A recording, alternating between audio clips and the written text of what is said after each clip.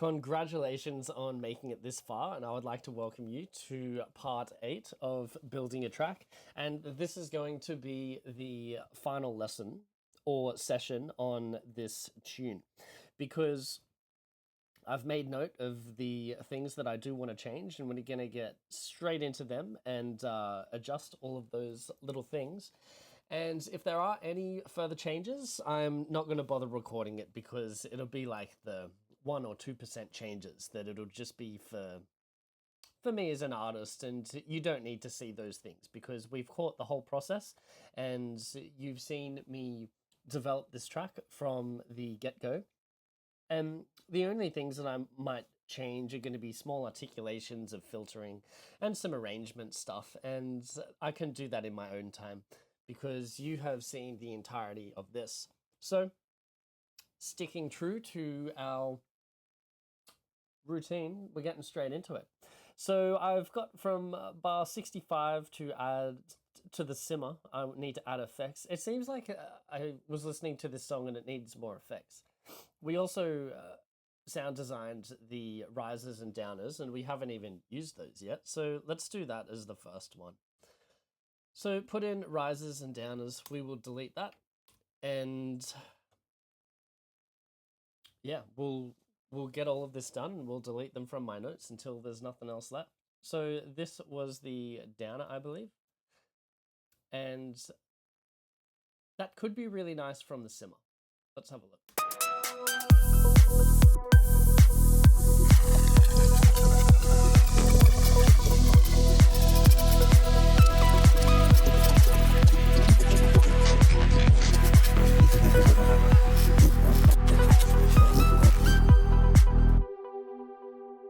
So the clip was too short to fit in this block, so I've just down pitched it. It doesn't really matter because this is the pitch is moving the whole time, so it shouldn't be too big of a deal. This one we probably want to rise up until this FX fill, I would say. Okay, and we might even pitch this up one.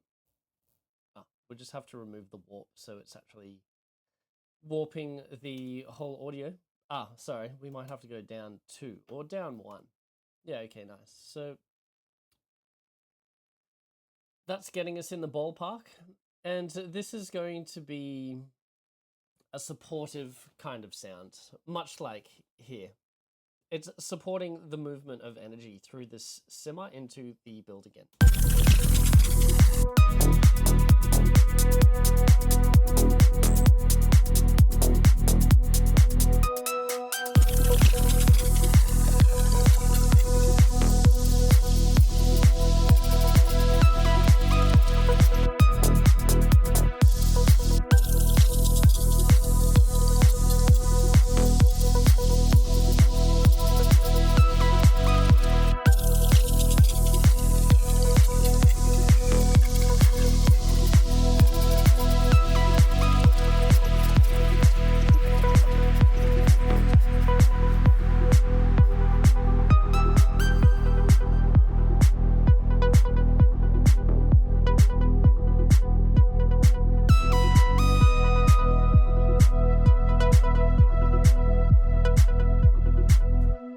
Cool, so I've EQ'd a bunch of that out because it's kind of like, it was a bit overwhelming, and I've put it in the weak sidechain to make it pump a little bit.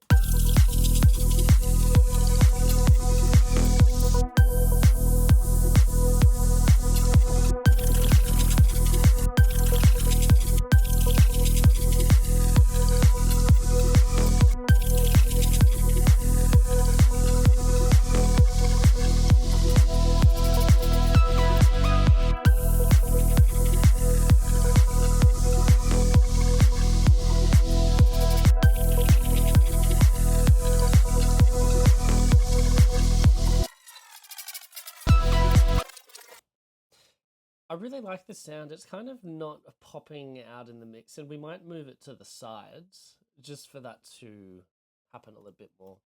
Like, it's got some really nice textures in it, and to my ears, they're not really popping out as much as I would like. So we're just going to put it wider in the mix. And, you know, this is also an easy tool to adjust to any sound. If it's not sitting in the mix, experiment with making it wider, and maybe it will if you push it to the sides more.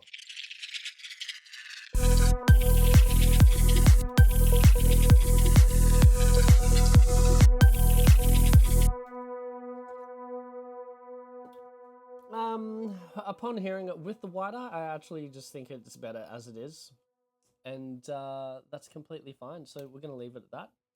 We've put in a little downer.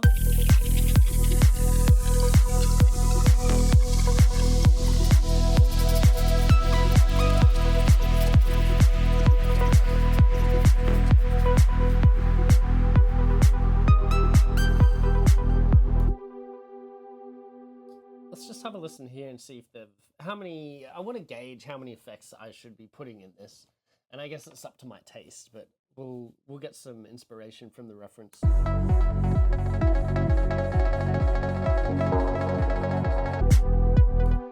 Okay, so they have a lot of this, a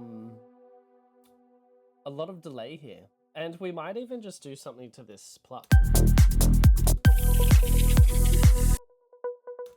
Yeah, so we have this idea, or we have this sound, and we're just going to duplicate that actually, and we're going to do our portal technique, because instead of adding new sounds, we're just going to add a new texture on top of the pre-existing sound. And this will give us some of those higher reflections and make it a bit glassier is what we're going for. And I remember there was a setting called crystalline something. Let's see if we can find it. Ah, perfect, crystalline ascent. I remember using this one yesterday and I was like, yeah, that's the sound I'm after. So, okay, we just need to make sure that the EQ is after, because this portal is a delay and it's going to add a lot of stuff. And I'm just deciding if we want to have the filter after the portal as well. Let's have a listen. But we're going to introduce this just by the dry and the volume, basically. We're going to call this wet. And this will be dry. So we're going to introduce the volume of this channel into the mix. So let's put that on 0. And over time, we'll be introducing the reflections of this delay on portal that we've chucked on there.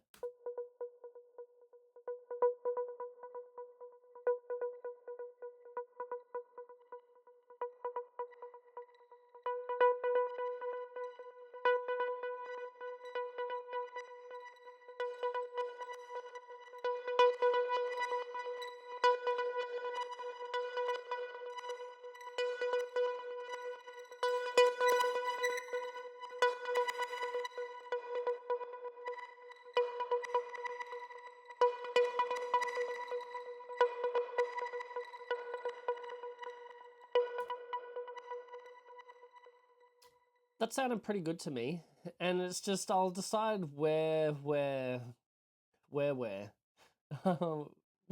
are going to reduce this as well. We might crank it here, we might move it down like here, and it might become reintroduced. This part,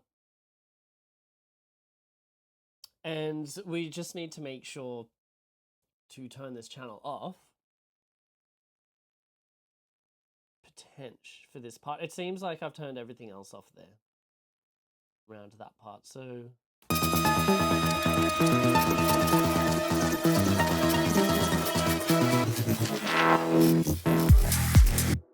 whoa, okay, there's a lot going on. I can hear that this where'd it go? Oh, okay. That's where all of that was coming from. There was this downer on top of there, and we wanted the upper because we're rising. And it's got all these cool articulations, and we might use them as a layer. I just want to make sure to chop it out at the correct point for this fill.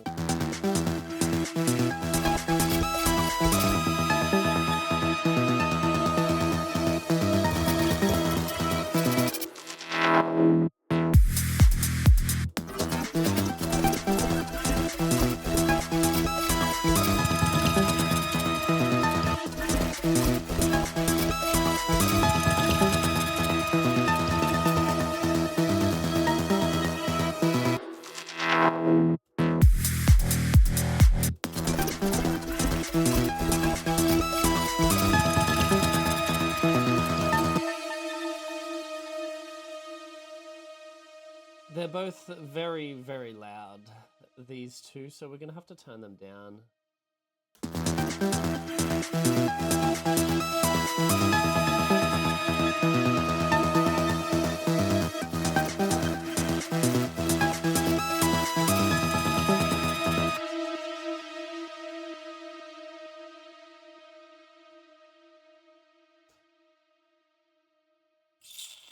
Yeah, we'll chuck the loud max on there.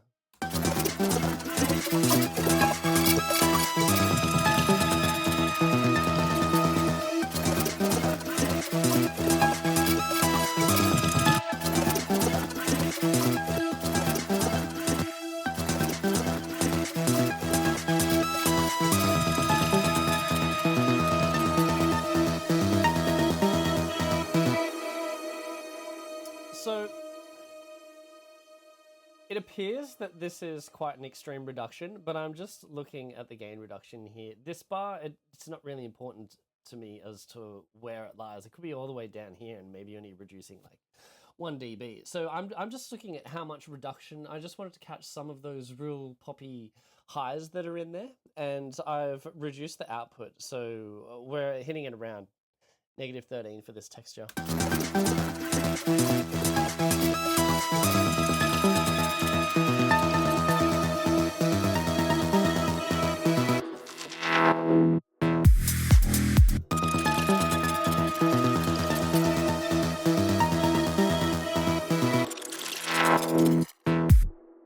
Okay, so that was really cool. I liked that. Having this effect on top of everything. Because we have that bass, and it's gonna function a bit better when we have some support behind it.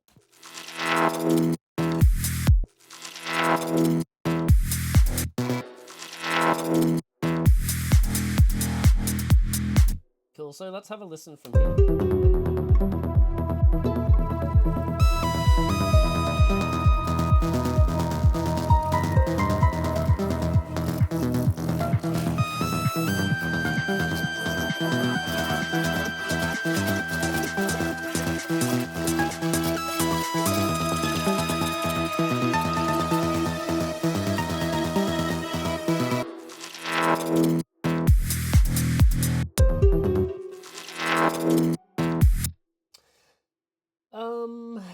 Okay, let's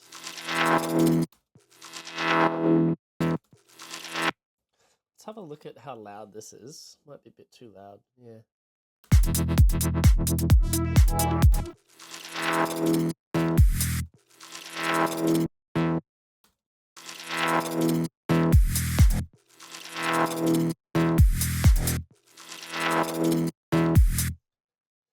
And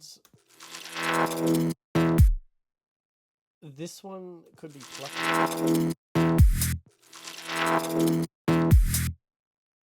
Okay, hold on a sec. What's going on here? We want this to be I named them fill bass. And actually, I made these just before the session because, as you know, sometimes if I have ideas, I need to get them out. It's worthwhile than me missing out on the idea just for the sake of recording. So this is a fill pluck bass, and I just recycled one of the patches that existed in this song. But I will show you something cool, actually. I got some Foley.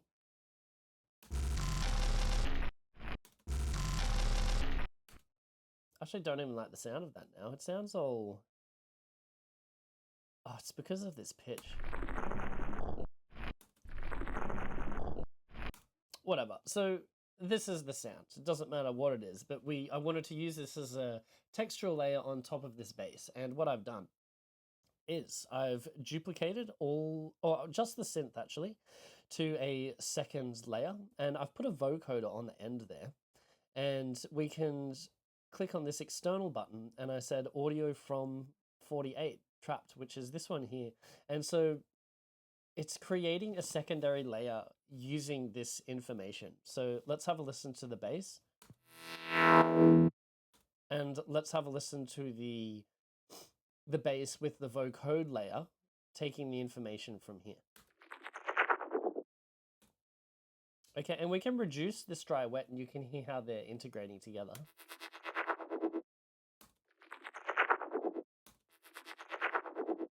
Okay, that might be a bit nicer.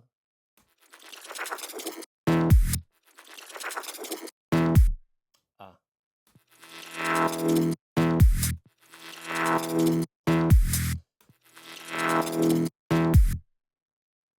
Okay, so that's a cool little technique that you can use if you want to add some kind of grit to your basses. Yep.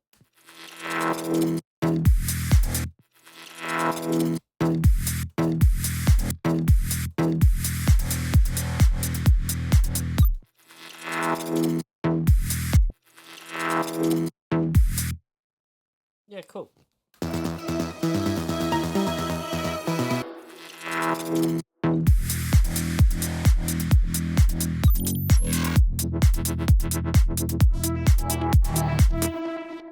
There was one other adjustment I wanted to make to this. We could still have more depth to, what was it? Give me 1 second just to find the layer. It was this harmony.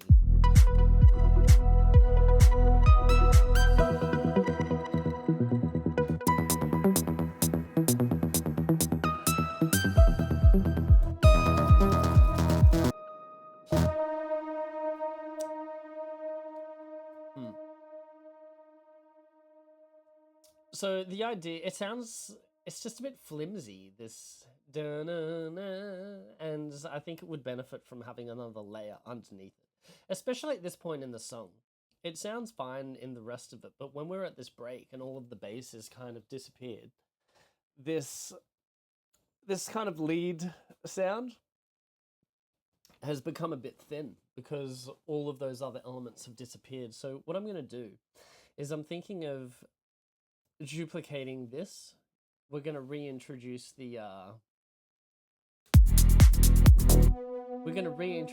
this chain as we did to a previous sound, and maybe just put like the octaves lower on here, and that might be enough to give us some extra thickness in that sound. Let's have a look.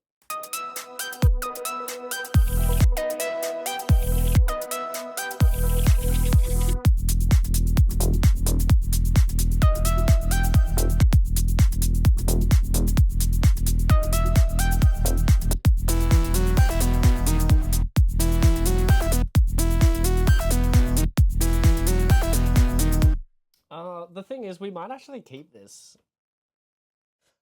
We might keep this throughout the whole track. It really is fattening that up a little bit. And so that's a nice trick. If you want more depth to a specific sound, just duplicate the chain. Put the same oscillators down an octave, and you're filling out a lower register of that sound.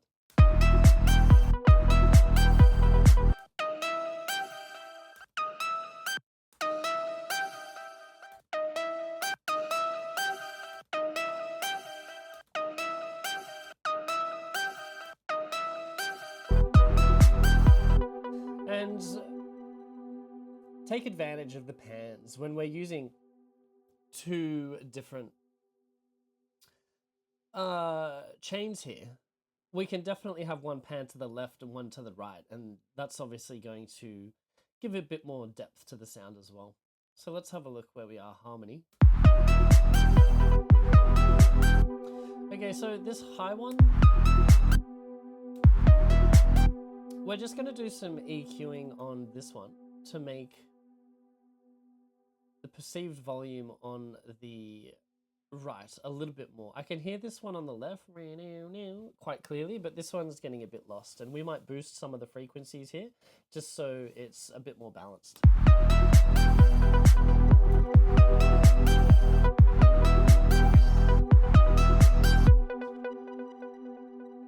Hold on a sec.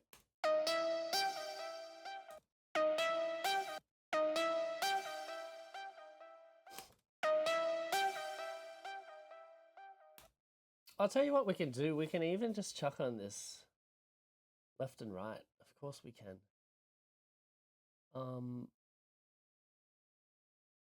Let's get rid of that. We want right. And we just want to boost here. Yep. Cool, and we might want a reduction here, and we might want to do the opposite on this one, actually.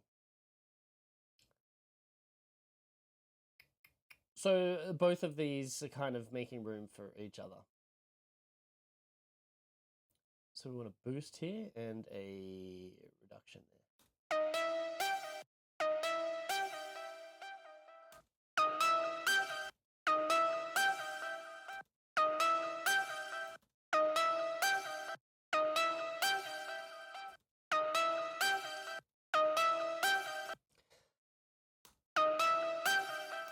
Yeah, okay, cool. I'm not too pedantic about this. The sound is quite full now, and these are just really tiny changes.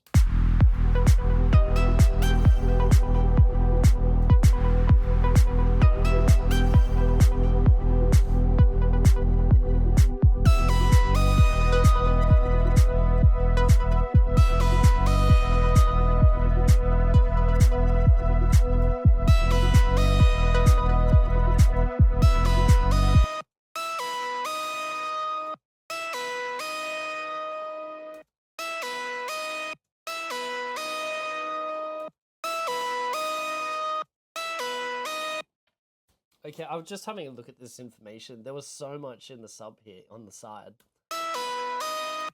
But this is why we have a final EQ on the end to cut all that extra stuff that we didn't need out.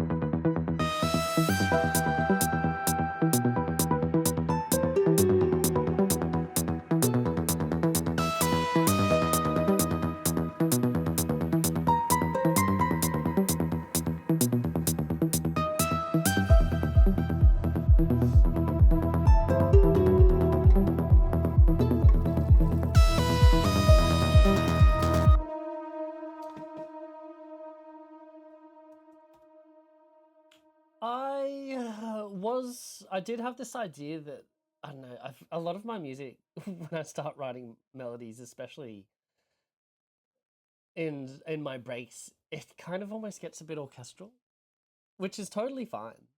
And I'm just thinking that I might want to add some violins in there. So let's have a look to see if we actually have anything that's going to be of value. E violin, perfect, but that might be an E major.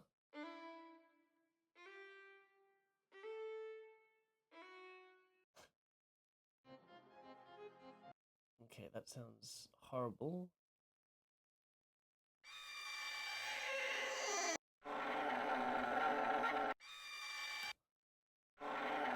That's a bit too haunting. It sounds like a horror movie. Okay, nope.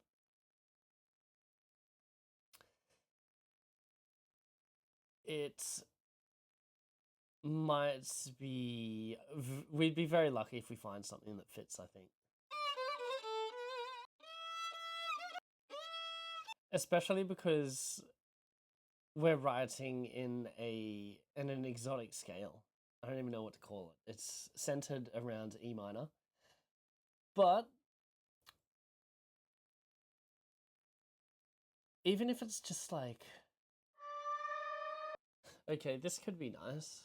This is D sharp. We can pitch that up one semitone to get it to an E.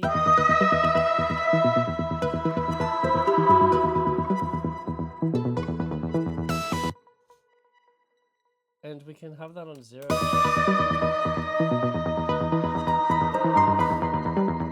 Yeah, okay, that actually works perfect. That's very lucky. And wow, wow. So we're just reinforcing. There's two main notes that we're centering this section on. It's an E and a D sharp. And we pitch this to an E and put this one to a D sharp or an E flat, you could say. So we're just going to EQ this. And we might put some effects on it too. We might put on Infiltrator just to change the texture. Like, I have a lot of tools that I use, and by tools I mean certain VSTs that I use them for a specific function. And the function for this is going to be to put some kind of enhancement layer. It is great. And this adds texture to the sound. So, and we can control the dry and wet of this as well. So it means we can control when that sound is coming into our track and when it's leaving. And that's why dry and wet knobs are some of my favorite, because we can really decide when the effect is coming in and when it finishes, okay?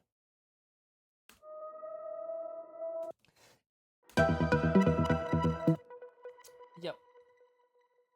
By default, this has a filter on it, but it's actually a really nice idea to have this filter in. Yeah, we'll filter it in there over time.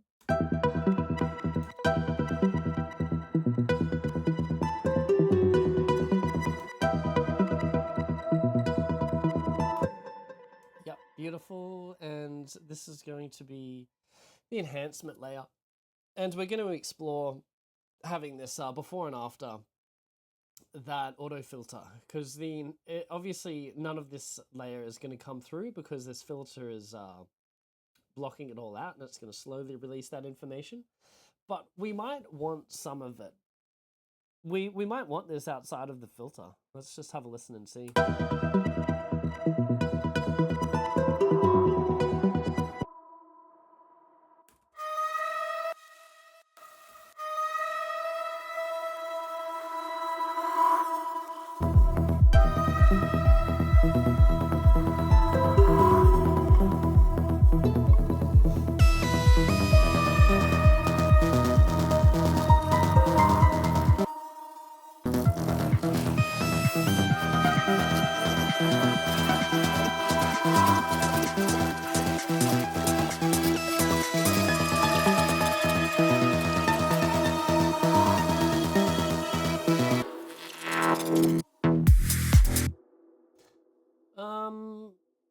Cool. I mean, I think it definitely blends with all the other sounds that are going on.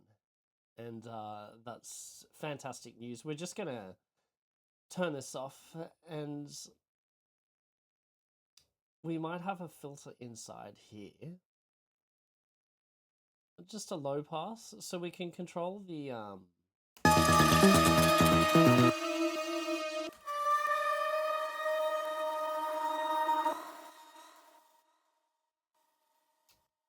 Okay.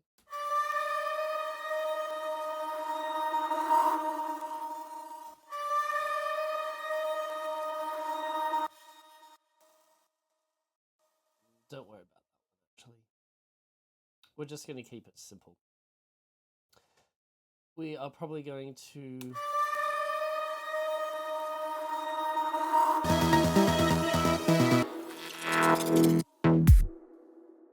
Yeah, so we're just going to pick the right time to drop this channel off.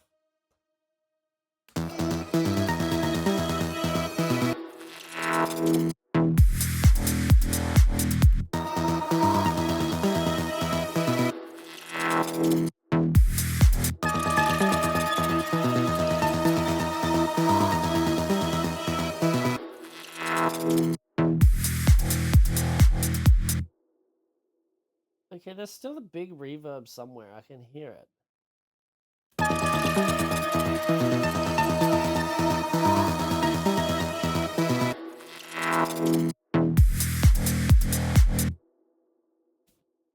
I can still hear the reflection somewhere. That's going to be one of the small things that I change after this session. You don't need to see me find that, because that's just going to be me trying to navigate this pretty large project now. We're up to, what, 106 channels? Which is a lot for me anyway. I think you should be able to get away with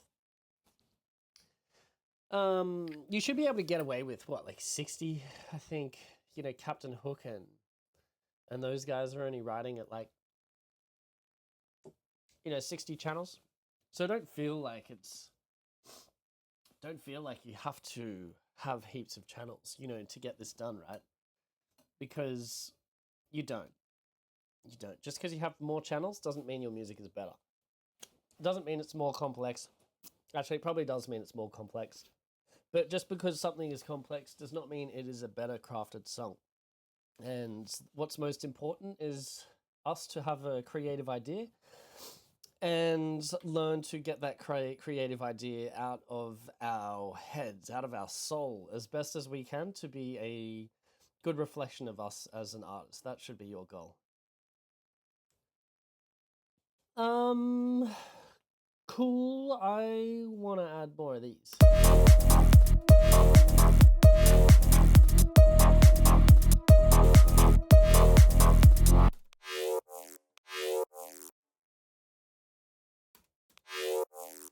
Let's turn this layer up a bit.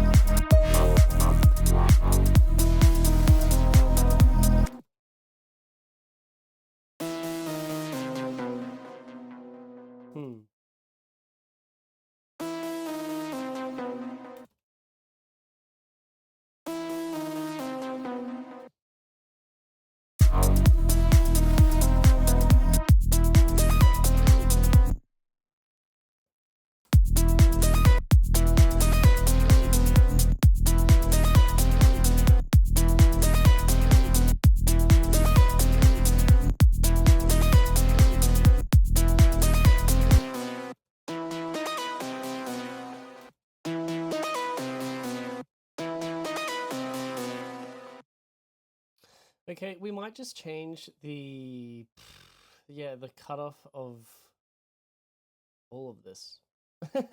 This is just the new octave that we lowered, and I think I want it just to be plucking a bit lower. It was just a bit too bright for me, and again, these are some of the small things that I'll be changing in my own time. Let's go on to our notes and see what else we've got. So we did the riser and the downer for the simmer, and we added some other effects, and it's sounding a lot fuller now, which is nice. I might want to do some drums as well. Okay, vital warp effects and textures. Yep. So new motive and melodic motive. That's pretty much all just bar 65 onwards. Bar 65 onwards is a section here. Up to the simmer. So this part here I thought needed more work. Add effects to intro and break. Chordal swells. So the chordal swells, we could just say that that was done by the violin that we introduced, because that was reinforcing the two chord changes a little bit more. FX, intro and break. Okay, cool. Well, instead of... Yeah, no, we'll do FX. Let's add some effects. We're going to add some reverse crashes, because that's a pretty stock standard, sound that are, doesn't stand out too much, but definitely fills in some of the gaps. And I'll show you how I do this.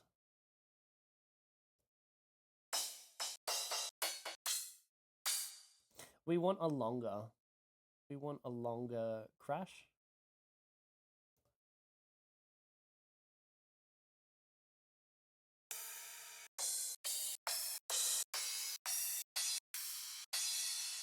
Okay, this could be nice. And the thing is, when we're going to be reversing this, right? So you can, I'll show you the sound with 0 edits to it. And you'll be like, oh, that's what that is. It's in a lot of dance music.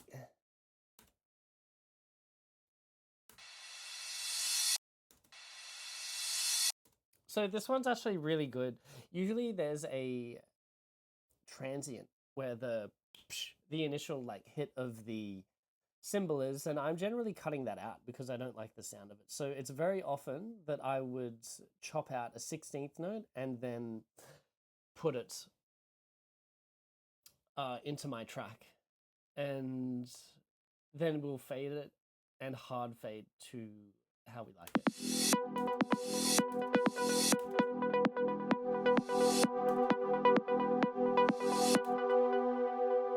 And I like these with reverb on them. Sometimes delay, you can do different things. You could have a, you know, going around left and right, depending on how you feel.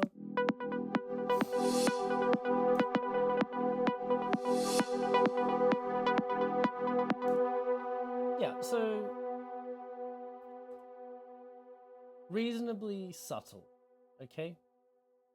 But adding some dimension to our sounds. There's actually not a lot of reverby stuff in this track, which is really interesting because I know when I was first producing, reverb and delay would just be overwhelming a lot of my mixes. And nowadays, I choose to use it just the same amount. It's just I'm having more control of when the reverb and the delays end using the dry and wet knob.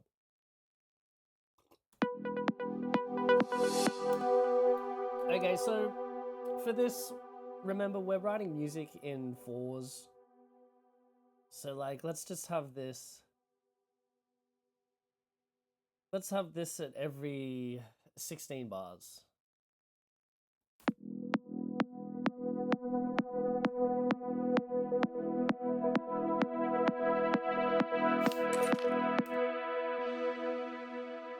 You know, we're gonna have it every 32 bars.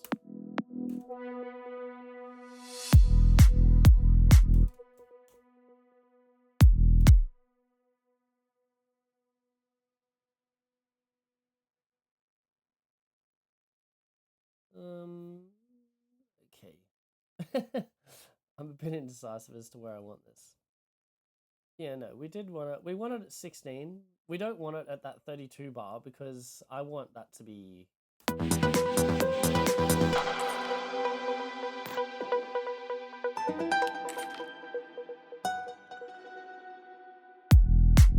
Yeah, I don't want a cymbal there, basically.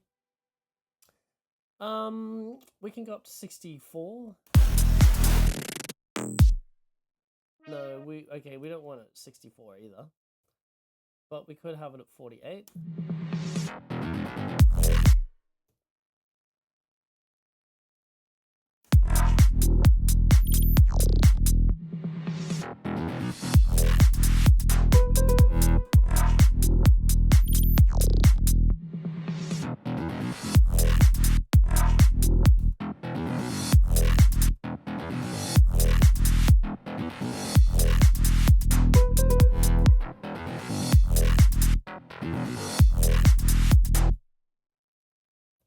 Now I'm hearing it, and I actually don't want the reverb there at all. I want it to be short and tight.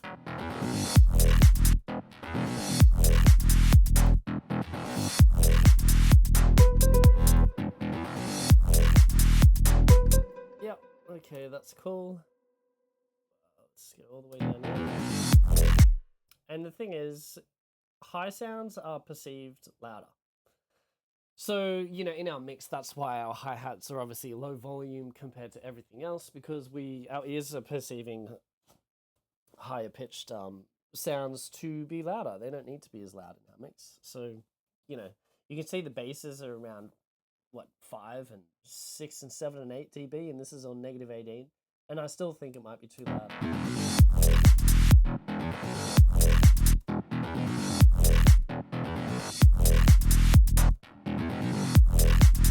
Yeah, just something small like that. Okay. But you know, you can add these at every. Let's go 16 to 32. Every 8 bars is going to be way too often.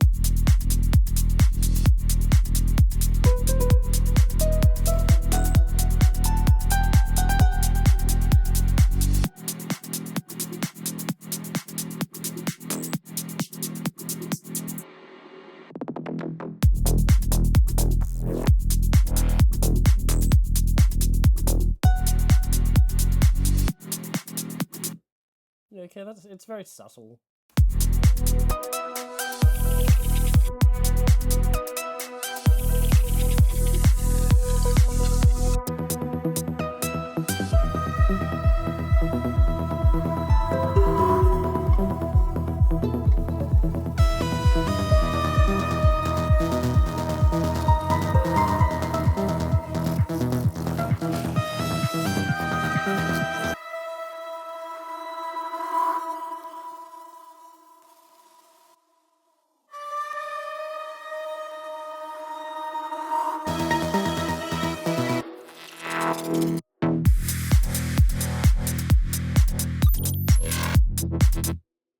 Cool. So we have this little it's like a swell, and that would be great in an orchestral piece of music because you have all this beautiful dynamic range. But for this, where we want a tight, punchy mix, I'm just going to reduce it a little bit.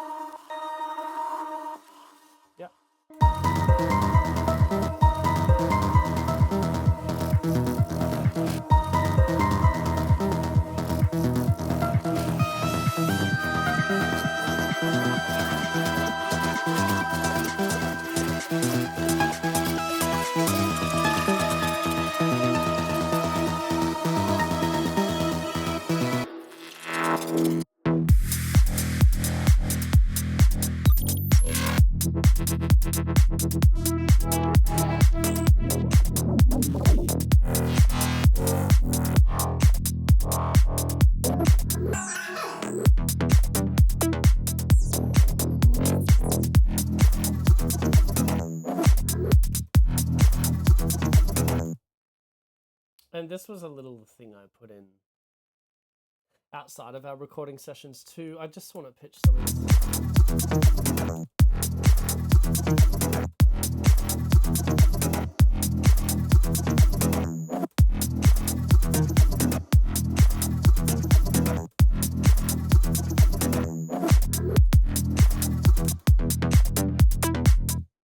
I'm just not really digging the tone of this pluck.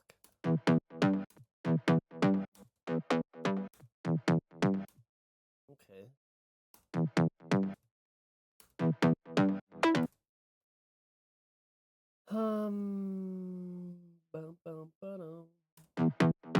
It sounds like it's heavily distorted.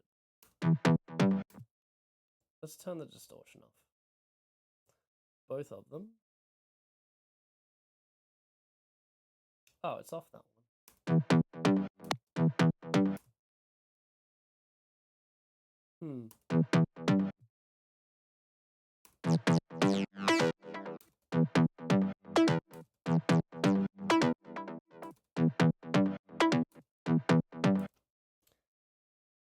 Yeah, okay.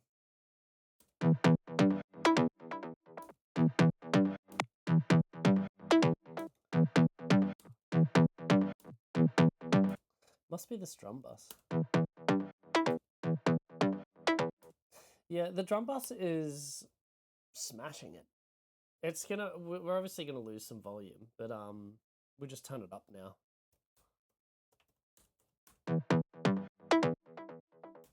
I like the sound a little bit smoother actually. We might add a different kind of saturation, but the drum bus is a really aggressive saturator.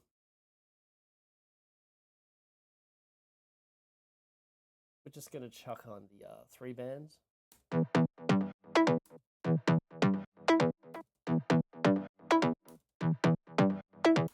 And it works every single time. Like I always find it's so easy. All of these amazing. You can go into your bands, you can choose these different types, and they're all very, very musical. So we might clip and really, it's aggressive but smooth at the same time, if that makes sense. Okay, that one's a bit too much.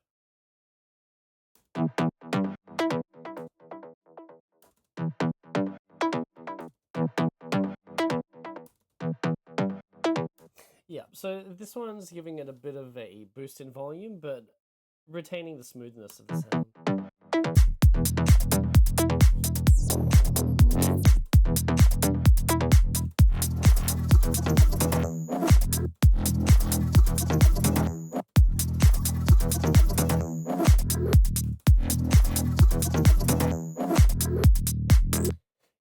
put this nice little tricky rhythmic suspension there as well.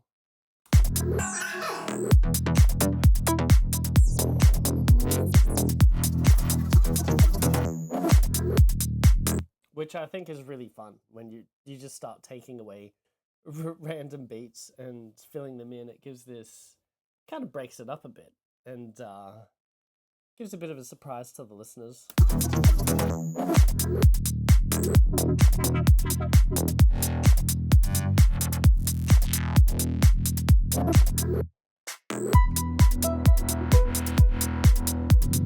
So it sounds like this still needs way more effects. And how are we going to get those effects, you may ask? We did some sessions and we've got a lot of stuff. You can see that I can go through a lot of these sessions and only pick like 1 second out of it, which might seem wasteful, but that's just how it is sometimes, you know? Let's use some more information from here, seeing as though we have it, and not be wasteful. So, yes, I felt like it needed a lot more FX around this point.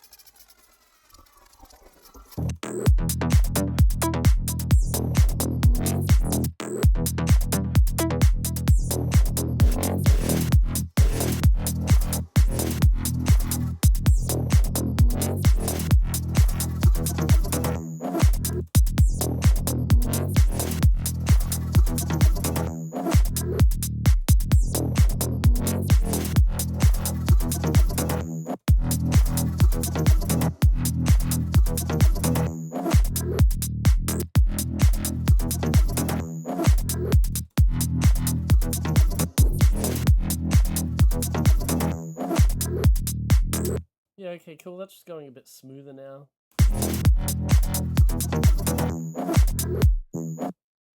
What we got here?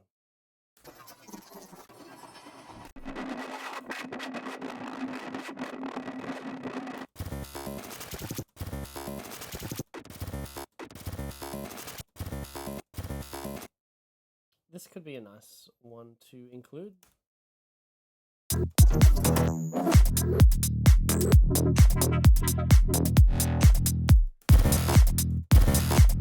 Wow. That's just really abrasive.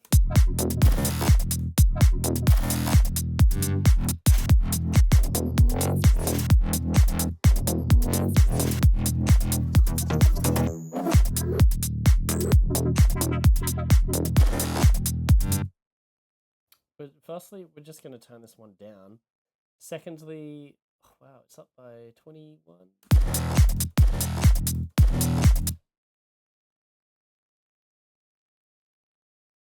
Okay, cool. We've just got a random classical piano clip that's decided to turn on. And that's what I was gonna do. We're gonna chuck on we're gonna put on the weak side chain on this effects bit as well. Actually, do we want that on there? Let's have a look.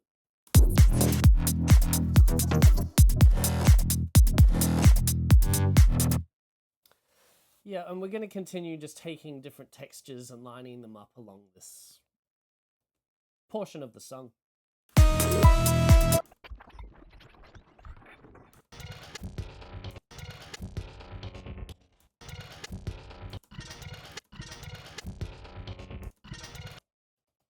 Yep, so this is a nice little enharmonic sounding thing.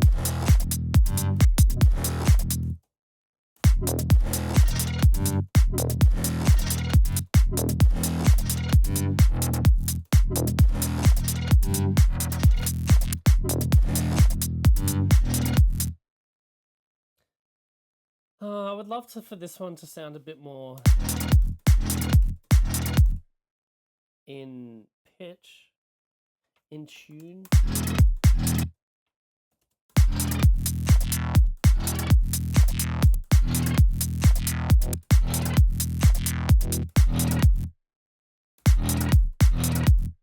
Let's go 5 up.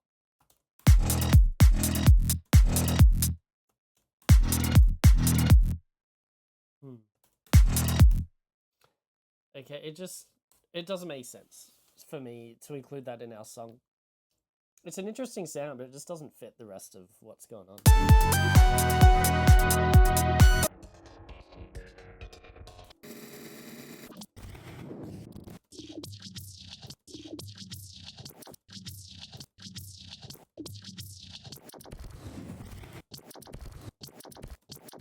That one's cool.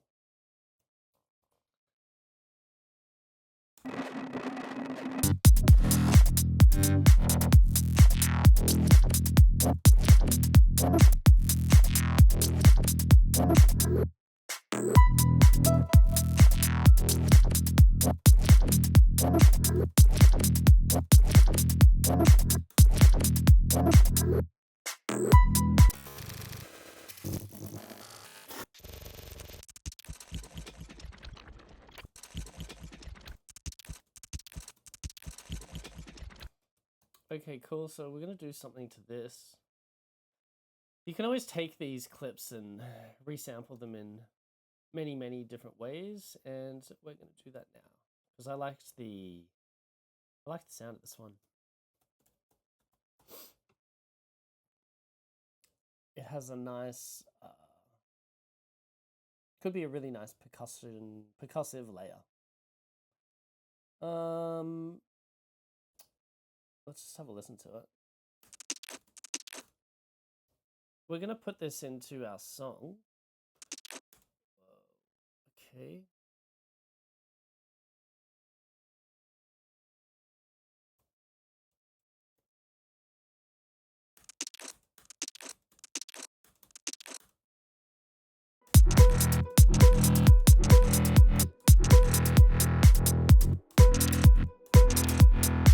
Okay, it kind of fits there. And I just wanted to make it fit into the mix, but we still are going to stretch this out and put a crazy delay or something on it. We just need some input. That's what we need. C3 is always the go-to, the stock standard. Okay, this might be going really, really quick.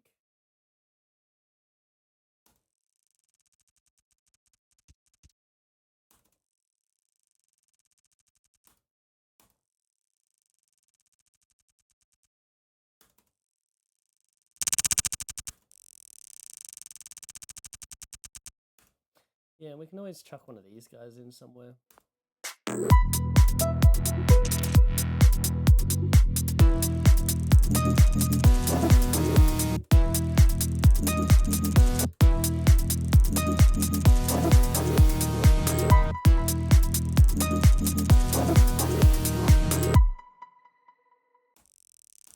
It's really quiet. I'm not sure why. We can put utility on that and make it louder. We can... Whoa, way too loud. Okay, it's quite... It's not centered. Let's mono it. And then what we're going to do is we're going to use a cluster delay. So we've kind of flattened out the volume by making it mono. Actually, you can see the large difference in median volume and peak volume. So we're going to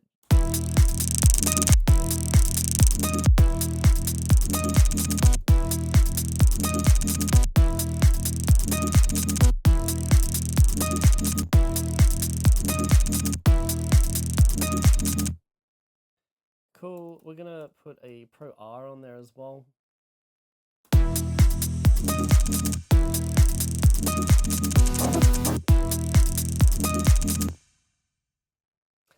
And what did I say? Yeah, cluster delay. Okay, cool, we're on 55 minutes, so we're gonna keep smashing another half an hour of this and hopefully get all of it done. So we're gonna, yeah, let's go for an ambient space of some kind.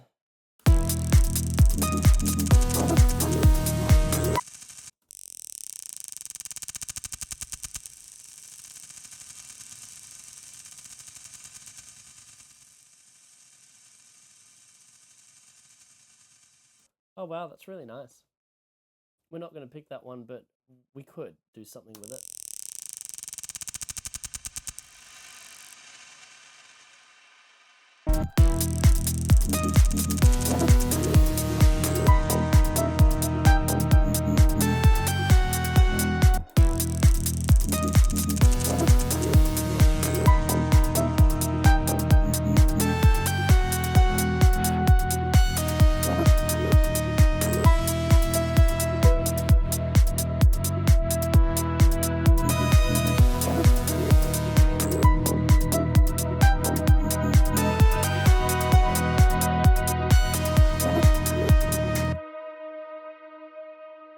Okay, so I'm putting this in the weak sidechain group. I don't know why it's not there.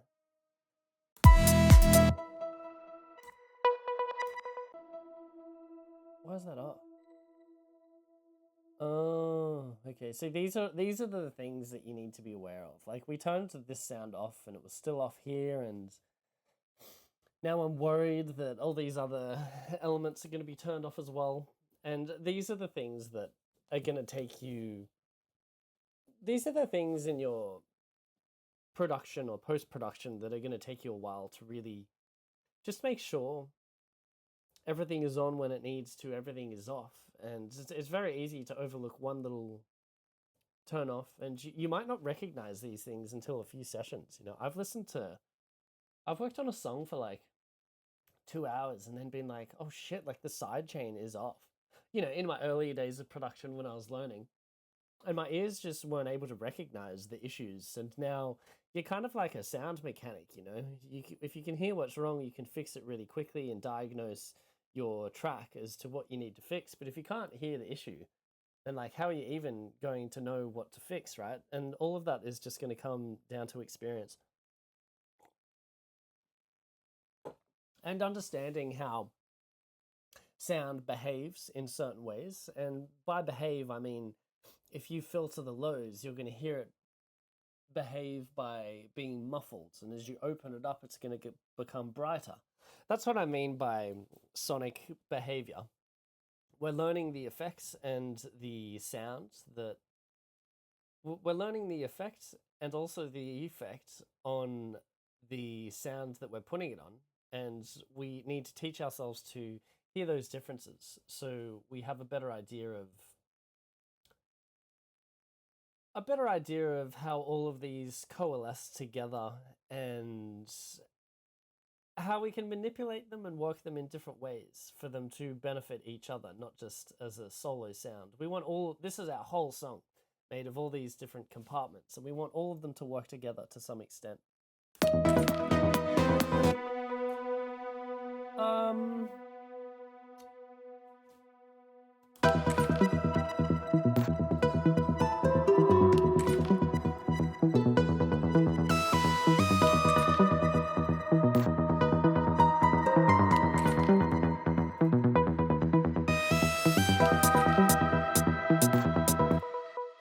So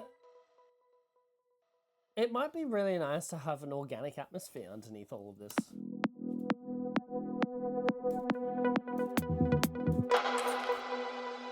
In both the introduction and the break.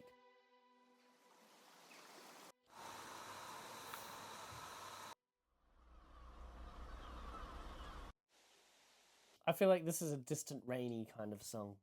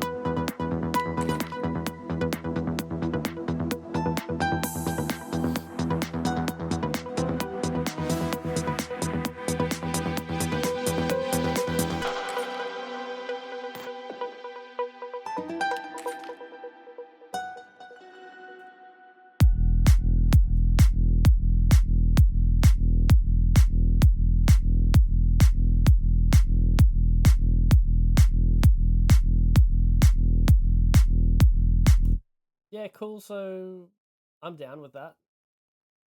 Let's just see if these two connect. There'll be times where you need to connect atmospheres because they won't be long enough, and we're just going to hear if this is subtle or abrupt. Okay, so it's definitely not subtle. Maybe this is when you do this crossover, so they blend into each other. Yeah, that should be fine. Yeah, so we've got this kick here, right at where these two are blending together. So like no one will be able to hear that in their right mind on a big rig. They'll be like, oh, there was a gap in the atmosphere. Well, I highly doubt it anyway.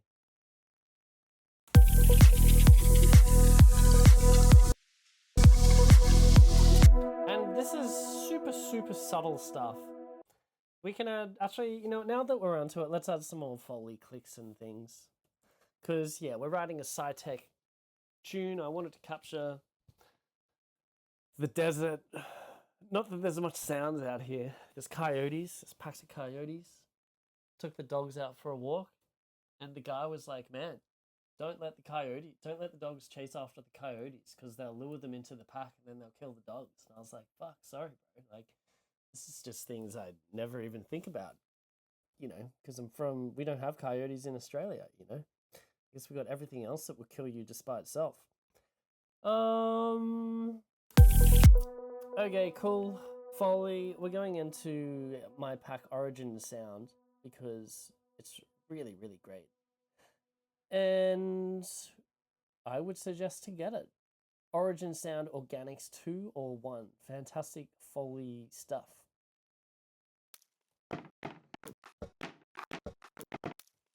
Let's get some wood snaps and crackles and things.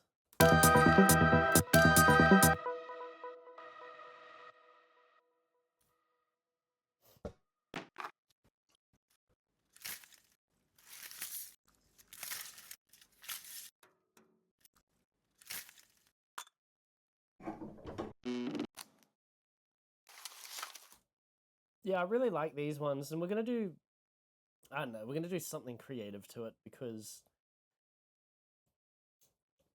we can be more creative than just put a piece of Foley in our music. It's more like this is a sound, and it could be a dominant sound of your song if you began with this. And how can we make this shine in a different texture? So OTT could be good. Whoa.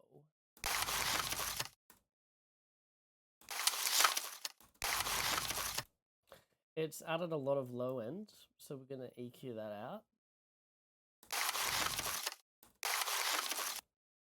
We are going to put some kind of reverb on there.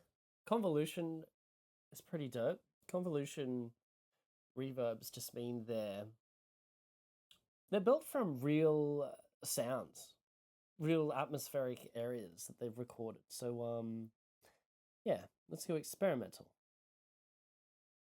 I don't know what an ABLCR is, but that's what we're doing. Oh wow, there's a whole there's like a chord behind it. Oh, there you go. Like that just sounds like a granulated effect just by using convolution reverb.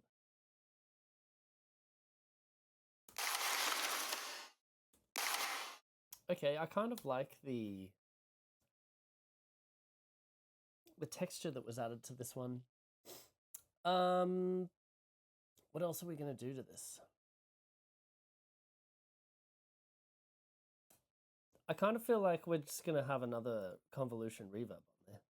This was giving us a texture. Now we actually want the verb, a whole.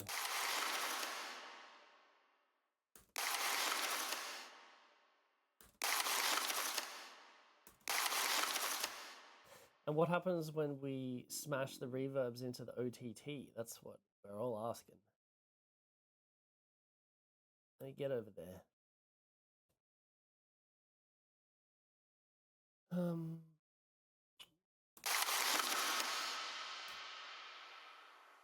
Yeah, cool. So that to me is a lot more interesting. than what we began with. We'll A/B all of this, and you'll be able to hear the difference. So what we began with, what we got. Oh, well, that was the vocoder. We want this on external, or modulator, sorry.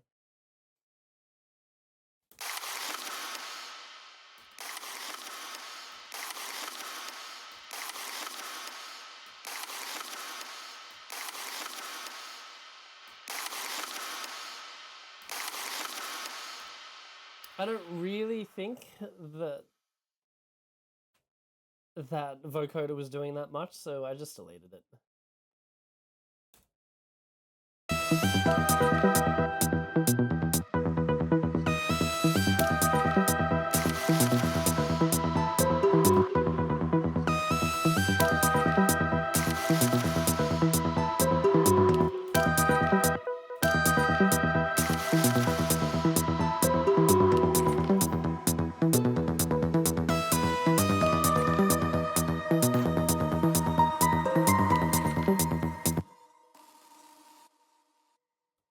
Okay, so we have that one hit, which is cool. We're gonna chuck the cluster delay and move around some bits and pieces on here.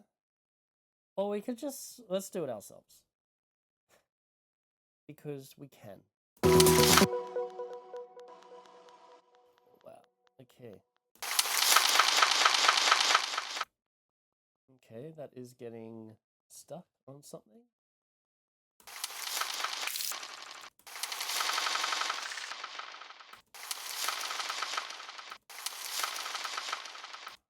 Let's turn this on.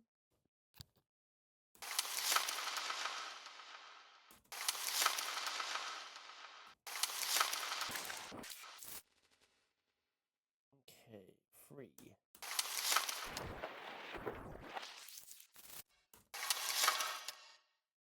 Oh. That's kind of cool.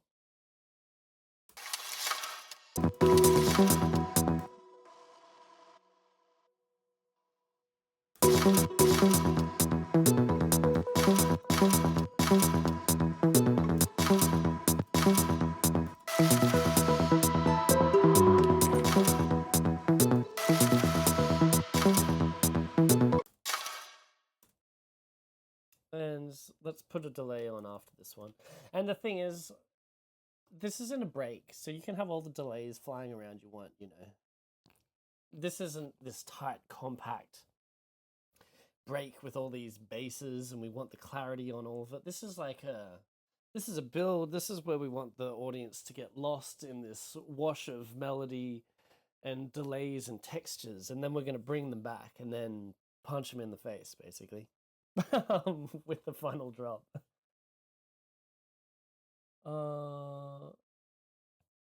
Yes, delay. Even fill grain delays are cool.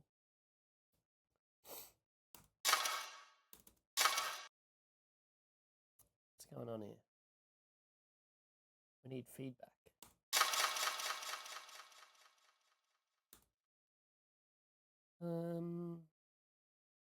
You know, we're not going to do grain delay. We could do filter delay. And we'll actually just pick something here already. Oh, I tell you what, we use timeless. I love timeless. You know, it's quite confusing to me how to use this properly still. And I would love to spend some more time learning it, but I know you can get some really interesting sounds on this. Okay, that must be a really short one.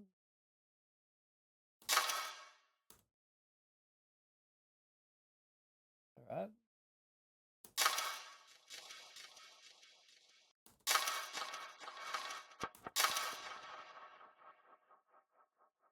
Yep, that's all we need.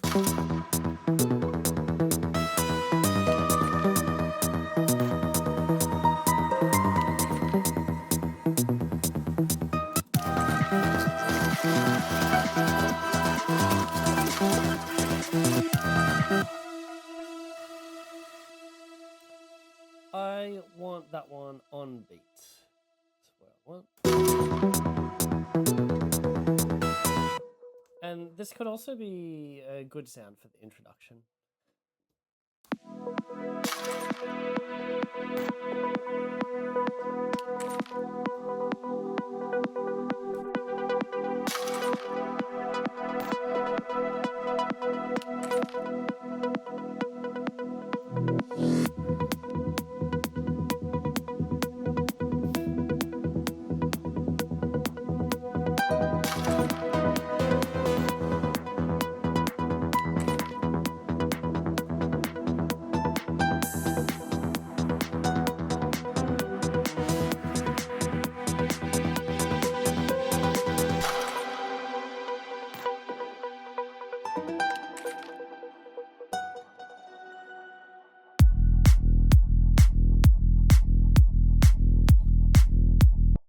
Whoa, this thing just doesn't stop, hey. That's cool. Let's freeze this whole track.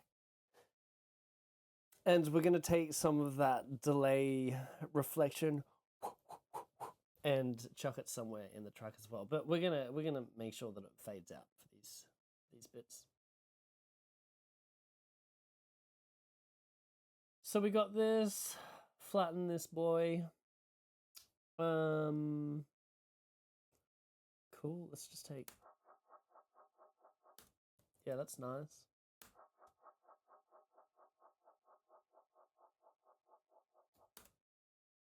Yep. Okay.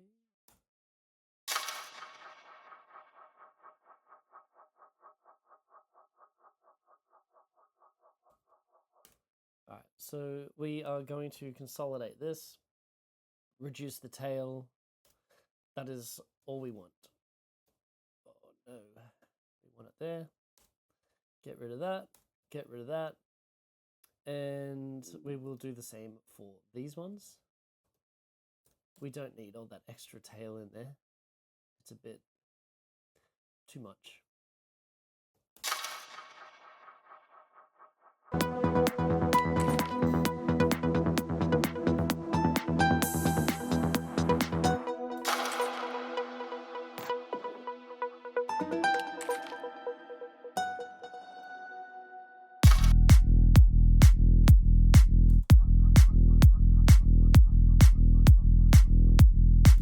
Yeah, so this could be a great sound to put somewhere. Take your pick, you know.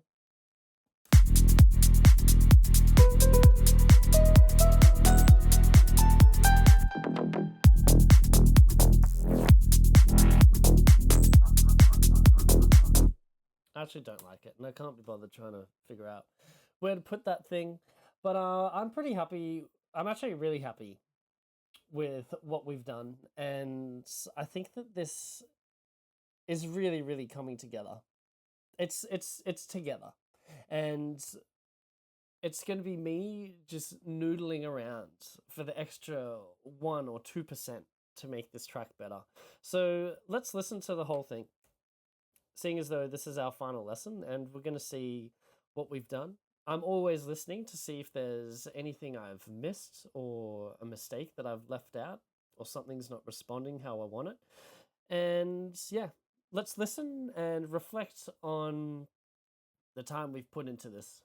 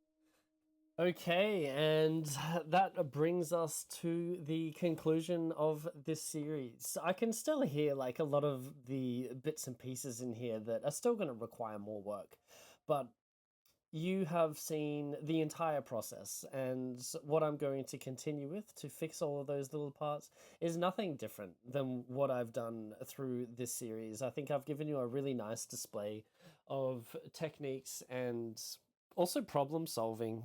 You've been able to see where issues arrive and me trying to diagnose the problem as to how certain sounds are behaving. And I think it's been a really great series, and I'm super happy that a bunch of you have made it to the end and you can enjoy watching this track being built and also learn a lot. I hope you've learned heaps. I was going to say a shitload. I hope you've learned a shitload of knowledge from me building this track that you can incorporate into your own productions. And I really hope that this course has been a great stepping stone towards you becoming a better producer. So until next time, all the best.